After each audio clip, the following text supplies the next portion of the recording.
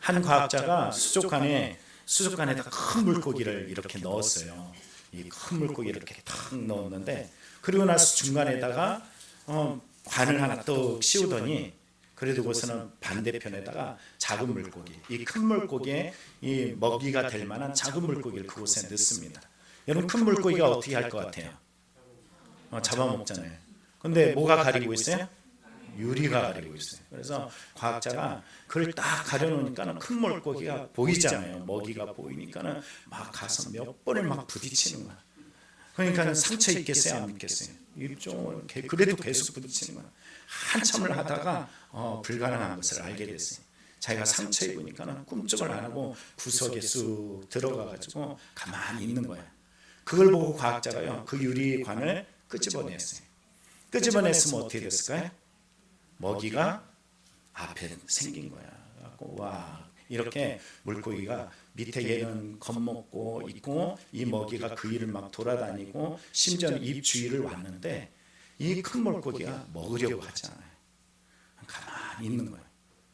계속 둬봤어요. 어떻게 됐을까요? 죽는 순간까지 끝까지 먹지 않습니다. 이걸 뭐라 그러냐면 파이크 증후군이라고 그래요.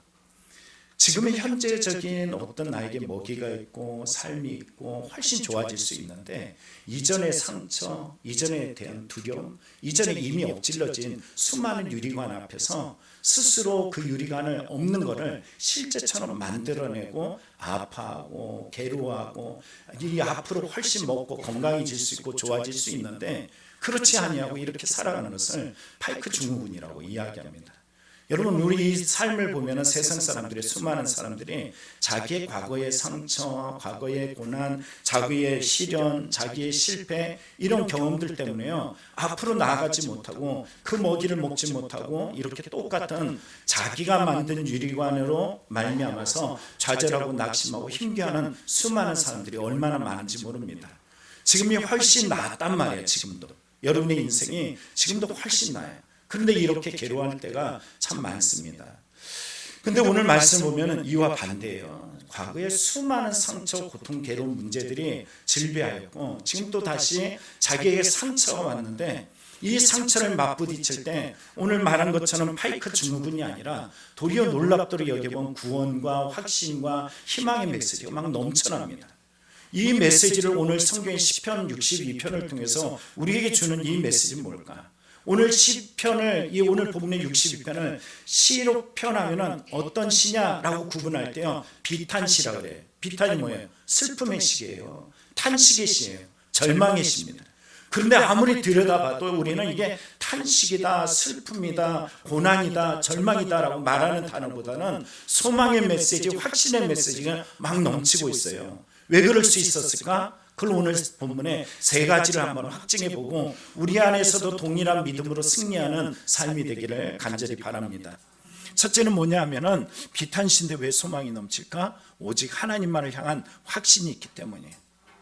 여러분, 오늘 본문의 시편 60편 1절 2절을 보면 이렇게 말합니다. 나의 영혼이 잠잠히 하나님만 바라며 나의 구원이 그에게서 나오는도다. 오직 그만이 나의 반석이시오 나의 구원이시오니 내가 크게 흔들리지 아니하리라.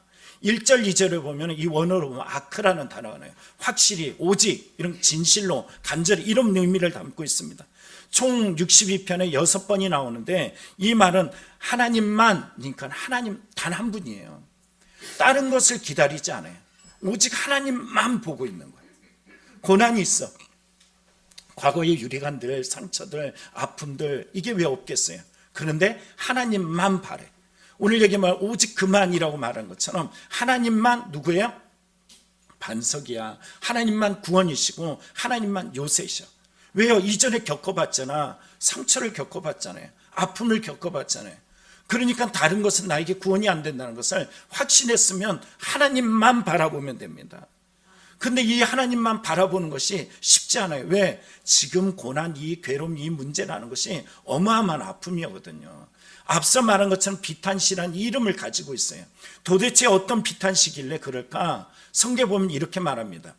기울어가는 담과도 같고 무너지는 돌담과 같은 사람을 너희가 죽이려고 다 함께 추격하니 너희가 언제까지 그리하겠느냐? 너희가 그를 그 높은 자리에서 떨어뜨릴 궁리만 하고 거짓말만 즐겨하니 입으로 해주는 축복이 속으로는 저주르구나. 자, 죽이려고 하고 여기 무너뜨리려고 하고 떨어뜨리려고 하고 거짓말하고 저주하는 대상이 누구예요? 자기 자신이라는 거예요.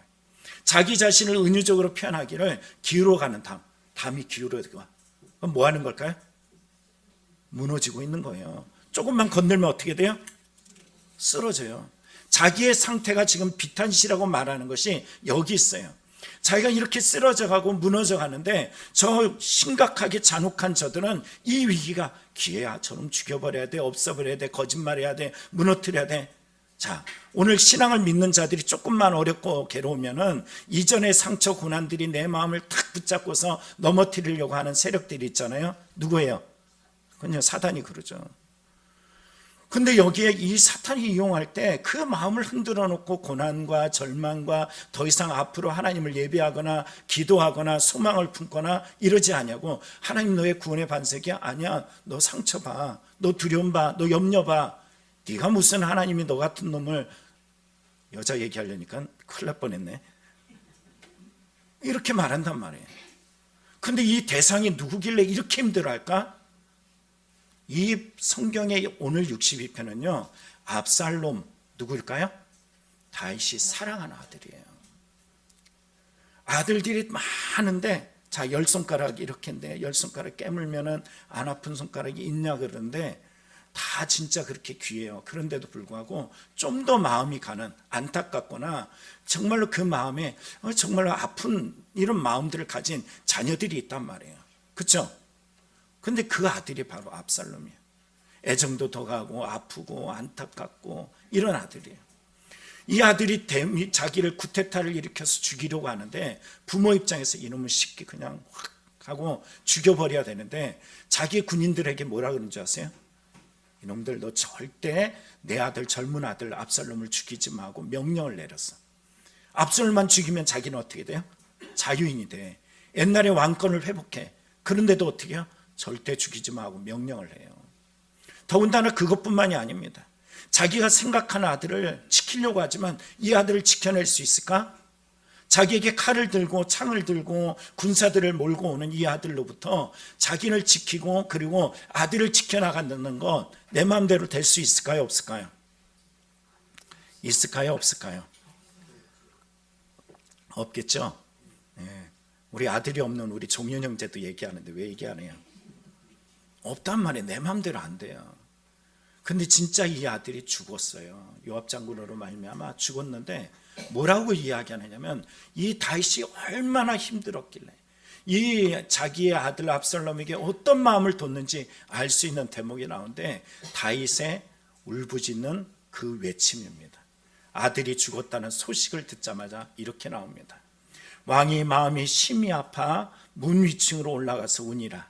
그가 올라갈 때 말하기를 내 아들 압살롬아, 내 아들 압살롬아, 차라리 내가 너를 대신하여 죽었더라면. 압살롬, 내 아들아, 내 아들아. 자기를 죽이려는 아들, 자기를 해치려는 아들, 자기가 가진 모든 것들을 빼앗으려고 했던 이 아들에 대해서 내가 죽었어야 되는데 내 아들이 죽다니 하면서 내 아들 압살롬아, 내 아들 압살롬아 하며 통곡하고 있는 이 다윗의 모습을 봅니다. 여러분, 우리의 문제 속에서 가만히 보세요. 아무리 가족이고 아무리 사랑한다 그래도 내 마음에 어떤 응어리진 상처, 고난을 풀지 않으면은 우리는 똑같이 압살롬하고 다윗과 같은 관계로 힘들어하고 괴로워할 수 있어요. 그럼에도 불구하고 우리의 마음속에는, 뭔가 하나님을 믿는 자의 마음속에는 차라리 네가 죽었으면, 내가 죽었으면, 이런 마음들이 마음에 남아서 우린 삶의 여운을 남기고 살아가게 만듭니다. 그런데 여러분 생각해 보시죠. 이런 부모의 마음이 사랑이라고 이야기하잖아요. 아주 오래전에 사건을 얼마 전에도 이야기했던 것 같은데, 예전에 우리가 뉴스에서 봤던 것처럼요, 어느 날 이 부모가 살해를 당했어. 강도가 습격해서 죽었다라고 이야기를 하는데, 이 도저히 이 미궁에 빠져가지고 범인을 특정할 수가 없었어요. 너무 잔혹하게 죽은 이 모습을 보면서 결국은 과학수사대로 가게 되었고 부검을 하게 되었습니다. 위를 절개, 엄마의 위를, 그 여자의 위를 절개해가지고 안에서 뭔가를 하나 딱 발견했는데 뭐라고 이야기했죠? 손톱이라고 얘기했잖아요. 이 손톱을 보면서 DNA를 조사했더니 누구의 손톱이었어요? 자기 아들, 압살롬과 같이 자기 아들이었어요. 부모 엄마는 왜 이 손톱을 삼켰을까? 죽어가면서도 어떻게 해요? 그 아들이 살아났으면 하겠다는 그 마음이었다는 거죠. 여러분, 인생을 살다 보면 우리의 마음이 내 마음대로 되잖아요. 죽어가면서도 삼켰지만 죄라는 것이 반드시 드러나게 돼 있고 하나님은 심판에 이르게 만듭니다. 오늘 성경 속에 나타난 이것처럼 다윗의 약함처럼 우리의 삶에도 수없이 연약함을 발견하게 됩니다. 아이들 둘을 고작 키우면서 저도 깨달은 게 뭐냐면은, 야, 우리 큰아들이 시영이가 아플 때 그래 내가 아빠지만 저 아이가 죽음에 이르는 그 순간에 내 힘으로 할 수 없네. 그럼 둘째는 내만 건강해질 수 있을까? 아니, 그것도 아니야. 걔도 죽음에 넘겨졌을 때 내 힘으로 할 수 없는 것이 이만큼 연약한 것이 인간이구나, 이걸 알게 되었어요. 힘이 있고 내 마음대로 아이들에게 야 이렇게 저렇게 라고 해서 내 마음대로 되지 않는 것이 이 부모의 입장이고 인간이라는 이 본질에 대해서 깨닫게 되었어요. 그러면 이렇게 무너지는 삶 속에 우리가 부를 수 있는 이름은 뭘까요? 바로 그때서야 하나님이 보인다는 거예요. 오늘 1절에도 마찬가지입니다. 나의 영혼이 잠잠히 하나님만 바라며 나의 구원이 그에게서 나오는도다. 인생의 이 고난과 이 어려움과 이 문제 앞에서 잠잠히라는 이 말처럼 여기에 말하는 뜸이야라고 이야기하죠. 침묵하고 체념하고 포기하는 것은 나라는 존재를 부정할 수밖에 없어요. 내가 대단하더라, 내가 많이 배웠어, 내가 뭔가 가졌어, 내가 뭔가를 할 수 있어. 인생을 살아가면서 깨닫는 것은 뭐냐면 내 몸인데 내 몸도 내 마음대로 되지 않고요, 내 마음도 내 마음대로 되지 않고, 내 자녀도 내 마음대로 되지 않고요, 내 배우자도 내 마음대로 되지 않는 인생사에 깨닫는 건 뭐예요? 내 마음대로 되는 것이 있다 없다? 없다, 이거예요. 그러면 그때 넘어지는 사람은 내 마음대로 되지 않아 라고 이야기하는 그 순간에 갑자기 또 하나의 보이지 않는 거울 유리를 딱 끼어드는 순간에 좌절하고 낙심하고 슬퍼하고 괴로워하면서 결국은 굶어 죽는단 말이에요. 스스로의 그 독을 마시면서 그 유리를 깨가지고 자기를 찔러가면서 죽어요. 그런데 믿음의 사람은 어떨까요? 그래, 원래 난 이런 존재야. 난 하나님 필요한 존재야. 여러분, 헬라어 중에 안드로푸스라는 말이 있다고 그랬잖아요. 인간, 하나님을 우러러 볼 수밖에 없는 존재. 그렇습니다. 우리가 이렇게 무너질 때마다 그래 하나님을 바라볼 수밖에 없는 거야, 이걸 깨닫게 되는 거예요. 그러는 순간에 우리는 2절에 다윗의 고백을 합니다. 오직 그만, 오직 하나님. 그렇습니다. 그분이 나의 반석이시고 구원이시고 요새이십니다. 문학적 표현이에요. 나의 인생에 견고하고 든든한 그것은 다른 곳에 있잖아. 여기에 나의 아내, 나의 돈, 나의 권력, 나의 명예, 이렇게 말하지 않아요. 뭐라고 이야기해요? 오직 그만, 하나님이 반석이시다, 구원이시다, 요새시다. 그래서 나는 크게 흔들리지 않을 거야. 누구만 바라보게? 하나님을 바라보게. 여러분, 이 믿음으로 우리가 서나가는 성도의 신앙이 되기를 간절히 축원합니다. 위기와 어려움이 닥쳐올 수 있어요. 누구나 옵니다. 여기 있는 저도 마찬가지고 누구에게나 생각지 않은 아픔, 상처, 넘어짐, 찔름, 무너뜨리는 일들이 수없이 나타나요. 그러나 그럴 때마다 우리는 눈물만 흘릴 게 아니에요. 시험에 들어가지고 그냥 스스로 동굴 안에서 빠져나오지 못하고 좌절할 것이 아닙니다. 그 가운데서 자기를 상처를 계속 만들어내서 유리관을 더 튼튼하게 만드는 것이 아니라, 그럴 때마다 우리 누굴 바라봐라? 하나님만 바라봐라. 그 가운데서 바라라는 말이 어떤 말인 줄 아시죠? 기다리는 뜻이에요. 다른 것에 기다릴 틈이 없지만 하나님을 기다리고 기다리는 믿음의 성도가 되길 원합니다. 여러분 보십시오. 모세를 생각해 보세요. 왕자가 됐잖아요. 이제 자기에게 권력도 생겼어, 최고의 학문도 생겼어, 그 이집트의 최고의 여러 가지 기술과 능력과 힘을 다 얻었어. 그래서 내 힘으로 이 이스라엘 백성을 건져내리려 하다가 어떻게 돼요? 실패하죠. 처절하게 실패하고 도망자의 신생으로 전락합니다. 미디안 광야에서 몇 년을 보냈어요? 몇 년? 40년. 얼마나 그 세월이 힘드는지 아들 이름 뭐라고 해요? 게르솜이라 그랬잖아요. 어떤 뜻이라 그랬어요? 나그네. 실패야. 끝났어. 그런데 그 인생의 끝부분쯤 됐을 때 80세가 됐을 때 깨달은 것이 있어요. 뭐죠? 거기가 하나님이 나를 기다리셨던 자리다. 내가 좌절하고 낙심하고 나는 나그네고 나는 왜 이렇지 하면서 한숨만 쉬면서 양을 몰았던 이 모세에게 어느 날 하나님이 또 그 앞에 나타나서 하시는 말이, 내가 선 곳 그 실패 자리는 누가 계신 자리야? 하나님이 선 곳이야. 뭘 벗어라? 너 신을 벗어라. 그 자기를 벗었고 나서 그에게 부르심을 경험하게 됩니다. 실패 자리는 더 이상 실패가 아니에요. 도리어 그 자리에서 하나님의 은혜, 하나님의 부름을 경험합니다. 나아갔더니 어떤 일이 있어요? 믿음으로 나아가서 애굽에 가서 바로에게 내 백성을 놓아주어 라고 이야기했더니 일도 듣지 않아. 그래서 첫 번째 재앙, 두 번째 재앙, 세 번째 재앙, 몇 번째까지? 10번째까지 재앙을 일으키는 이 내력은 어디로부터 오는 걸까요? 하나님의 기다림이에요. 홍해 앞에 섰을 때 저 건져낸 백성, 이제는 더 이상 불평과 원망 없겠지라고 생각하는 그 시점에 저들이 불평하고 원망할 때 홍해에 보여지는 그 두려움 앞에서 절망하지 않고 두려워하지 않고 낙심하지 않고 보라, 조금 전에 마지막 찬양한 것처럼 하나님이 하실 일을 보라 하면서 기다렸던 그 신앙이 어디로부터 왔어요?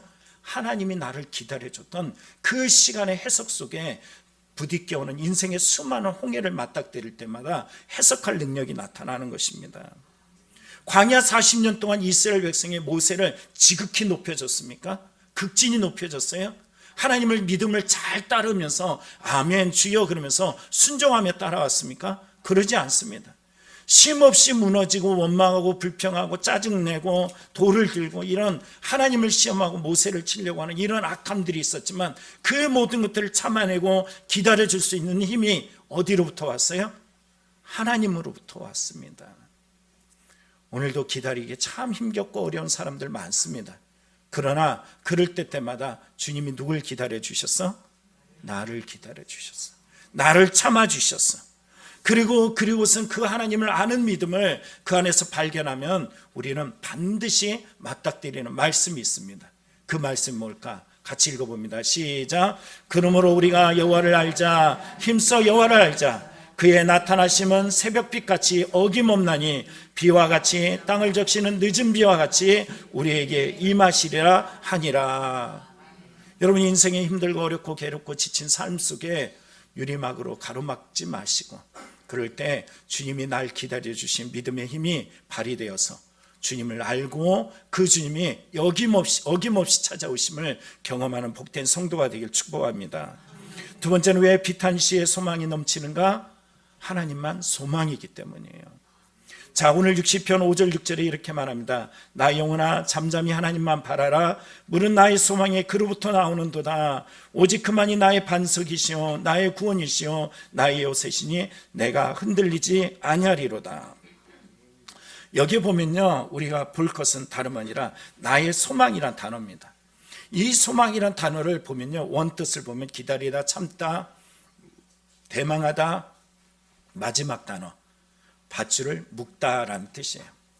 성경 공부 교재로 우리 성도님들과 이 성경 공부를 하는데 그 교재 가운데 이런 말이 있어요. 이 쇠 있잖아요. 쇠 물에다 딱 던지면 뜰까요? 가라앉을까요? 근데 이게 뜨네. 왜 떴을까? 네? 속이 비었어요? 쇠는 속이 비어도 어떻게 돼요? 가라앉습니다. 나무가 묶여져 있는 거예요. 부력을 가진 나무가 그에 묶여져 있는 거예요.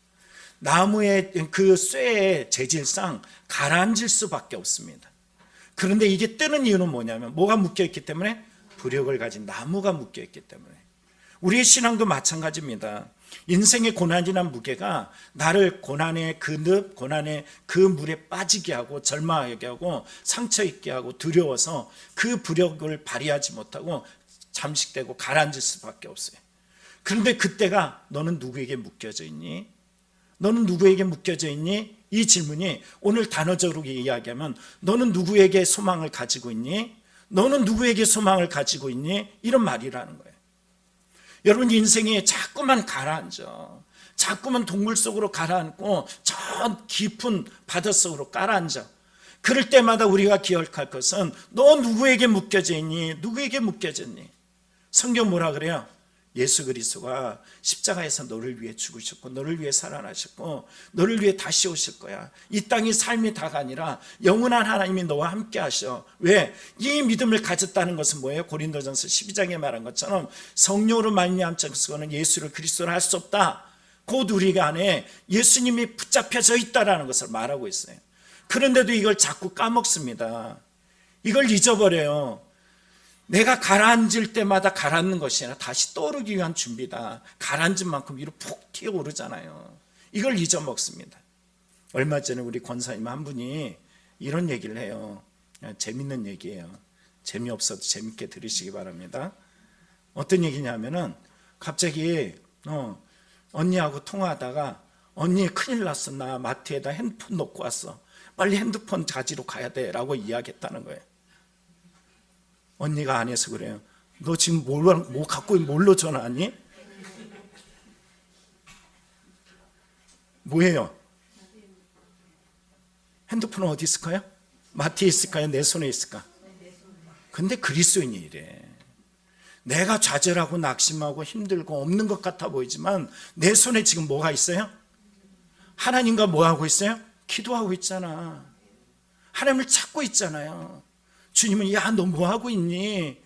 너 지금 네 손에 잡은 게 뭐야? 믿음 아니야? 네 손에 이럴 때 통화하면서 어디니라고 물어보면 우리는 내 눈에 보여지지 않는 하나님 때문에 좌절하고 낙심하지만 주님 앞에 찾으면 들려요. 네 손에 뭐가 있니? 너 무엇을 잡고 있니? 주님이 이렇게 들립니다. 오늘 다윗은 이렇게 말합니다. 나의 영혼아 잠잠히 하나님만 바라라. 물은 나의 소망이 어디로부터 나온다? 하나님께로부터 온다. 오직 그만이 나의 반석이시요 나의 구원이시니 나의 요새시니 내가 흔들리지 아니하리로다. 자신이 공격을 받고 위기에 놓여 있을 때 우리는 내 마음을 잘 지켜야 돼. 내 마음을. 이걸 뭐라 그래요? 소망이 있는 자와 없는 자의 차이라고 말해요. 민수기 13장 14장을 보다 보면요, 하나님께서 이스라엘 백성에게 가나안 땅 약속의 땅을 주려고 야 정탐하고 와. 그리고서는 정말 신앙 그래도 괜찮아 지도자라는 사람은 12명을 찾아가지고 보냈어요. 가보니까는 상대들이 어마어마하네. 대단해. 근데 10명의 사람들이 부정적으로 말하네. 야 그거 우리 메뚜기 떼야, 우리는 저들의 밥이야, 막 이런 부정적인 말들을 막 쏟아내. 거기 막 거인들이 있어서 우리는 별 못해, 아무것도 못해, 우린 죽겠네, 막 이렇게 얘기할 때 두 사람은 야 하나님 우리 함께 하시니까 가서 취하자 이렇게 이야기하는데 말을 듣지 않아요. 저들이 던져줬던 말보다, 보고했던 말보다 더 심각한 것은 뭐냐면 어떻게 받아들이냐가 중요해요. 누군가가 나에게 던져주는 말, 세상에서 살아가는 우리들 생각해 보세요. 여러분들에게 세상을 살아가는 날들, 자 7일 중에 며칠을 세상에서 살아요? 하루만 고작 그것도 1시간 올라와가지고 예배 드린단 말이에요. 그곳에서 우리의 마음이 하나님의 음성에 귀가 들어올까요? 세상의 방법들이 훨씬 접하기 좋고 그 마음에 우리가 휘둘릴 수 있을까요? 그런데 오늘 본문에도 마찬가지예요. 민수기 13장 14장에도요 하나님께서 그거 다 너에게 준 거야, 그거 다 너희들 승리할 거야, 반드시 이길 거야 이렇게 줬는데 세상을 살아가면서 맞부딪히는 여러 가지 어려운 문제들, 아픔들, 상처들 속에서 그 말, 부정적인 말, 힘겨운 말, 지친 것들을 바라볼 때 아니야 지금까지 하나님 뭐 하셨어? 애굽에서 나를 구원해서 건지셨고 이 광야를 지나면서 홍해를 건너고 만나를 먹여주시고 매출을 주셨어. 오늘도 내 생명이 여기까지 왔지 내 힘으로 온 것 하나도 없으니까는 하나님께서 저 힘들고 어렵더라도 준다고 약속했으니까 믿음으로 살면 돼. 우리는 이렇게 말할 거죠? 이렇게 말하실 거죠? 아멘 아멘 하다 보면 그게 실제가 돼요. 그런데 그들은 그러지 않습니다. 어떻게 말해요? 이렇게 말하죠. 온 회중이 소리를 높여 부르짖으며 백성이 밤새도록 통곡하였더라. 이스라엘 자손이 다 모세와 아론을 원망하여 온 회중이 그들에게 이르되 우리가 어디서? 하나님이 건져주신 그곳에서 차라리 죽었으면, 이 광야에서 죽었으면 좋았을 것을. 왜 건지셔가지고 이렇게 수모를 당하고, 왜 이렇게 고난을 당하고, 왜 이렇게 하는 이런 말들을 쏟아내요. 하나님이 지쳤어요. 지쳤어. 그래서 뭐라고 이야기해요? 그럼 20세 이상 된 사람 싹 쓸어버리겠다. 다 그래, 다 니들이 한 말대로 그대로 해줄게. 그래요. 그래서 성경에 보면 이렇게 말합니다. 그들에게 이르기를 여호와의 말씀이 내 삶을 두고 맹세하노라. 너희 말이 내 귀에 들린 대로 내가 너에게 행하리라. 여러분, 믿음이 있는 사람, 소망이 있는 사람, 소망에 붙잡힌 바 되고 소망에 묶여져 있는 사람은 소망으로 말할 수 있어요. 오늘 아까 예배에 드리려고 딱 하는데 계속 전화가 오늘 못 옵니다. 오늘 안 옵니다. 찬양들도 조금밖에 쓰지 않았잖아요. 그러면 목회하는 입장에서 참 힘들어. 자꾸 제 마음에 공격을 받아요. 공격을. 그래도 어떤 마음이 있을까요? 반주자도 한 명 빠지고 성가대도 빠지고 예배위원회 저하고 똑같은 자리거든요. 저하고 똑같은 자리예요. 제가 어느 날 갑자기 나 못 오겠어요. 그러면 어떻게 될 것 같아요? 이 자리가 똑같은 자리예요. 예배위원. 그렇다면 어떻게 되겠어요? 마음이 똑같이 무너진다고. 왜? 저 사람하고 나하고는 유기적 관계거든. 그럼 그런 관계 속에 힘들고 어려울 수 있어요. 그런데 우리가 그럴 때마다 하나님의 소망을 누구에게 부여잡았다? 그래, 더 주님 잡아야지. 더 주님 바라봐야지. 더 주님께 마음을 둬야지. 오늘 비록 작고 힘들지만 하나님께 올려드려야지. 우리 찬양대회 우리 끝에 보면 우리 대장님이 자신이 없어. 잘하는데도 자신이 없어. 아까 잘해요, 못해요? 그렇죠. 한 가지만 빼고 다 못한대. 하나님을 향한 마음 빼고 다 못한대. 그런데 하나님 뭘만 보세요? 하나님을 향한 마음만 보세요. 그게 소망이에요. 오늘 여러분의 삶에도 그 소망을 부여잡는 믿음이 되길 축복합니다. 마지막, 자, 왜 피탄신데 소망이 넘치는가? 이 세상의 것은 소망이 없고 오직 하나님만이 소망이기 때문입니다. 이런 뜻이에요. 자, 오늘 성경 62편 오늘 9절 10절에 이렇게 말합니다. 다윗의 말을 보시죠. 아, 슬프도다. 사람은 입김이며 인생도 속임수니 저울에 달면 그들은 입김보다 가벼우리로다. 포악을 의지하지 말며 탈취한 것으로 허망해지지 말며 재물이 늘어도 거기에 마음을 두지 말지어다. 공동 번역을 보면 이 부분을 이렇게 번역합니다. 사람들은 숨결이 지나지 않고 높다고는 것도 실은 거짓말. 모두 합쳐 저울에 올려놔야 역시 숨결보다 가볍다. 남을 억압하면서 잘 되리라고 믿지 말라. 남의 것을 빼앗아 잘 살려는 생각도 버려라. 재물이 쌓인다고 거기에 마음을 쏟지 마라. 여러분, 오늘 이 성경이 말해주는 내용은 어떤 말이냐면은 성공, 잘 나가는 것, 이 우리의 인생의 스펙, 이런 최고의 것들, 자랑할 것들을 말해주고 있어요. 그런데 이런 것들은 한계가 있다는 거예요. 그런 것들은 기댈 곳이 못 된다는 거예요. 숨결 속에 있는 것처럼 저울에 달아도 달아지지 않는 것처럼 그런 것들은 어느 날 쑥 갈 수 있다는 거예요. 성경은 이 부분을 동일하게 많은 성경의 내용이 나옵니다. 먼저 보면 이사야서 2장에 너희는 인생을 의지하지 말라. 그의 옵은 코에 있나니 새말 가치가 어디 있느냐. 이렇게 말씀하시고요. 시편 39편에도 진실로 각 사람은 그림자같이 다니고 헛된 일로 소란하며 재물을 쌓으나 누가 거둘는지 알지 못하나이다. 여러분이 알고 있는 것처럼 누가복음 12장에 보면 이 부자 농부가 재산을 막 창고를 열고 여러 멋진 것들을 지으려고 할 때 뭐라고 이야기해요? 오늘 밤 네 영혼을 취하면 이 모든 것이 누구의 것이 되겠느냐, 이렇게 말합니다. 오늘 여러분들이 이런 말들 한 번 들었어요? 두 번 들었어요? 많이 들었죠. 근데 이 말씀을 내 마음에 새기고 그대로 살아가요? 오늘 성경 보면 다윗은 이렇게 말합니다. 하나님이 한두 번 하신 말씀을 내가 들었나니 권능은 하나님께 속하였다. 하나님께서 이렇게 말씀하시죠. 내가 너에게 한두 번 얘기했니? 권능은 내게 속한 거야. 이렇게 말했다는 거예요. 근데 이 말씀을 듣지 않고 하나님의 인자하심을 바라보지 않고 사람이 자기 멋대로 기준대로 살다 보면은 그 행한 대로 인과응보로 하나님께서 갚아주셔. 이렇게 말해요. 근데 여기서 한 가지 기억할 것이 있어요. 다윗의 처지가 어떤 처지예요? 아들로부터 자기의 왕권이 위기를 당했고, 아들이란 사랑하는 아들이 자기를 죽이겠다고 쫓아오고 있고요, 자기 아내를 취하고 창피한 이런 일들이 수없이 넘쳐요. 시므이라는 자는 돌을 던지고 흙을 던지면서 야 이 나쁜 놈아 막 그러면서 쫓아오면서 조롱하는 이런 일들이 있습니다. 남들이 말하지 않아도 내 스스로 어떻게 해요? 막 무너지고 힘들어. 그런데 이상하지 않아요? 이쯤 되면 전혀 자격 없는 자신의 모습, 자신의 누추하고 무너진 이 현실 속에서 남들이 말하지 않아도 스스로 마음속에 무너짐 때문에 입을 뻥끗하지 못할 것 같잖아요. 맞아요? 틀려요?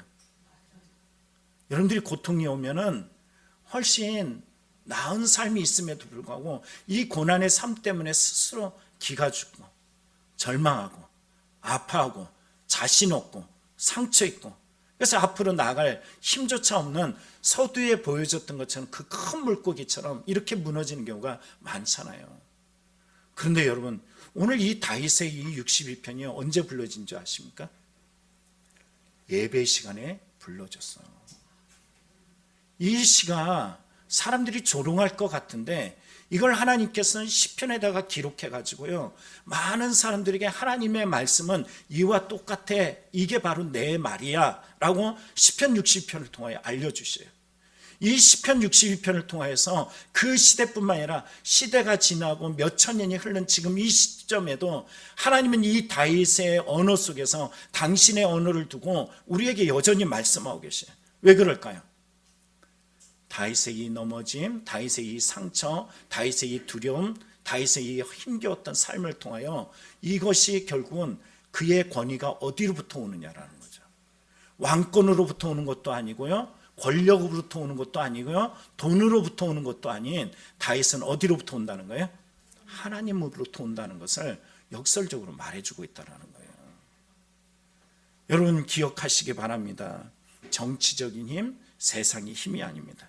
하나님과 진정한 사귐에서 넘어지고 아파하고 부딪혀오고, 이 앞서 서두에 보였던 그 물고기 그림으로 이야기한다면은 몇 번을 부딪히면서 그래 나는 안 돼, 나는 불가능해, 하나님이 그 유리를 치워주면 나는 저놈들을 잡아먹고 나는 더 건강해질 수 있어, 이걸 깨닫는 마음이 있어야 되는데 그렇지 않는 사람들이 허다하게 많습니다.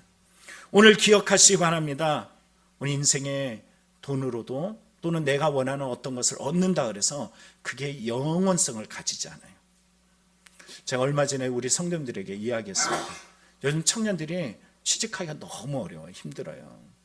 얼마 전에 뉴스를 보면서 참 안타까운 게, 알바생이 저기 청중가 어디에서요, 뭐 커피숍에서 일하다가 커피 3잔인가 이렇게 들고 가지고 550만 원이 주인이 소송해 가지고 그 550만 원을 뜯긴 적이 있잖아요. 기억나세요? 알바생이 열심히 일했는데 마지막 남은, 우리가 커피 한 잔 주세요 그러면은 커피 먹고 나면 이게 어떤 사람이 연하게 주세요 그러면 어떻게 해요? 그렇죠. 연하게 준다는 것은 어떤 게요? 샷을 반을 내려놓는 거. 그 샷에 다 물 부어갖고 그냥 간 거예요. 근데 3번을 그렇게 했다고 그거 갖고 고소해갖고 550만 원을 뜯어갔다고. 근데 이거 가지고 이렇게, 이 말은 우리 청년들이 지금 이렇게 살기가 어려워. 직장 생활하는 거, 살아가는 거 너무 힘들고 어렵다는 거예요. 그럼에도 불구하고 우리의 이러한 힘든 세상에 살아가지만 우리가 기억할 것은 뭐예요? 하나님이 이런 나를 사용해 주신다. 이런 나에게 하나님께서 소망이시다. 이런 나에게 하나님께서 여전히 끊임없이 주신다는 거예요. 그러면 그 반대로, 그러면 그런 힘든 세상에서 어떤 직장을 딱 얻었어. 그러면 그 다음 모든 것이 다, 야, 이 세상은 살만하고 모든 것이 다 좋냐? 아니라는 거죠. 얼마 전에 뉴스에도 나왔지만은, 여러분 가장 들어가기 힘든 직장 중에 하나가 은행권인 거 알죠? 엘리트, 그러니까 회사나 학교에서 어느 정도 스펙이 쌓여졌고 잘해야지 겨우 은행에 취직할 수가 있어요. 그런데 이번에 명예퇴직자를 모집을 하는데 몇 세부터 모집했는지 말했는데 들으셨어요? 40세. 우리 성도님들은 다 나이가 많으신 거예요. 40세부터 은퇴자를 찾아요. 이렇게 살아가기 힘듭니다. 무슨 말을 하냐면은 세상이라는 부분이 내가 원하는 어떤 것이 딱 성취되었다? 일어선 줄 알면 넘어질까 주의해야 돼요.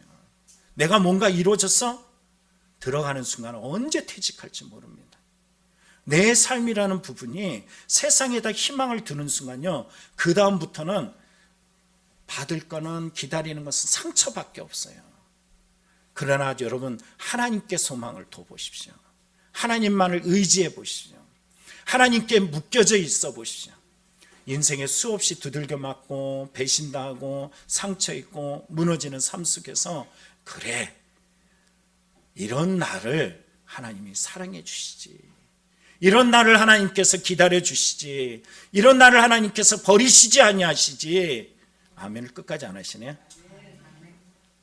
이런 나를 하나님께서 이 땅에 오셨고 나를 위해 죽으셨고 나를 위해 살아나셨어.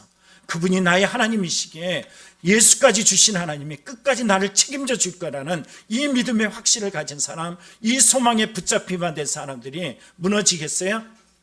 그래서 말씀은 이렇게 마감합니다.